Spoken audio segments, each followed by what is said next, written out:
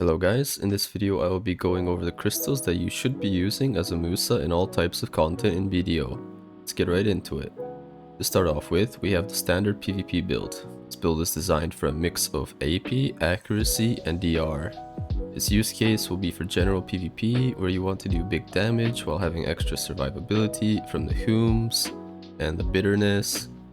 Best used in smaller scale PvP and 1v1s for soaking up some damage while super armor trading other players. The foundations of Musa builds consist of running Elkers and Jin Vipers for ignore resistance and accuracy. Jin ignore knockdown resistance as we are a knockdown CC class. Glorious Olocus for the attack speed, and special evasion for the special evasion rate. The alternative build for DR Musas is called AP Monkey. This build is designed for one purpose, and that is to nuke players in a few SA abilities and kill them fast. The best use case for this is larger scale uncapped PvP such as Guild Wars or Node Wars and Siege. This is my go-to build for doing uncapped Node Wars, as it offers raw human damage mixed with accuracy at the cost of losing tankiness. DR Musa is extremely squishy, so running this build does not make much of a difference in tankiness while gaining an insane damage boost. Moving on to the PvE setup, we have a 4 set of Macalods to use always. Corrupted, Acrads, and Rebellious Crystals with a Gyron tier are the foundation of this build. The rest of the crystals are changed dependent on where you grind.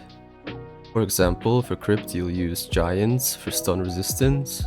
For Underground Gyfin you could use back attack crystals like Mysterious Darkness instead of Corrupted. And for Dekia Thornwood and Pilaku you could use Fighting Spirit for the knockback resistance.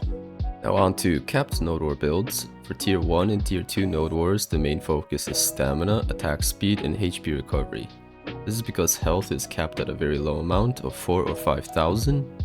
As a result, we run 2 Olocus on top of 2 Acrads for the 4% attack speed boost, 2 Jin Hystrias for the stamina boost, and 2 Absorption Crystals for the HP recovery.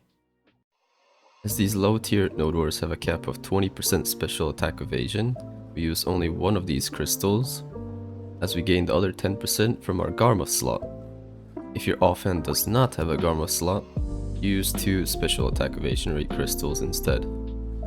For tier 3 and tier 4 Node Wars, HP caps do not apply, so the main focus is always stacking as much health as possible. We use a similar setup to our standard PvP build, with the difference being the use of corrupt crystals for the critical hit rate, as this doesn't get capped, and the 2 rebellious crystals for additional health. The final 2 builds that I use are evasion based builds. My evasion build for Blue Karma PvP uses Humes, Bitterness, Agility, Special Evasion, and 2 Jin Harpy crystals to create a good amount of evasion together. Running these crystals along with buffs and my evasion offhand and centaur belt puts me around 1370 evasion. I use this build currently for whenever I am roaming the open world and hunting people down. Lastly, the budget version of the Blue Karma evasion build is the Red Karma build. This is a very cheap way of running crystals in the open world without making you lose a ton of money. I use this when I'm doing my Red Karma streams of PKing people outside of the desert system. All of these crystals that you see here are on my Garmoth gear link for you to look at. It'll be in the description below the video. More 2024 videos to come, and thank you so much for watching.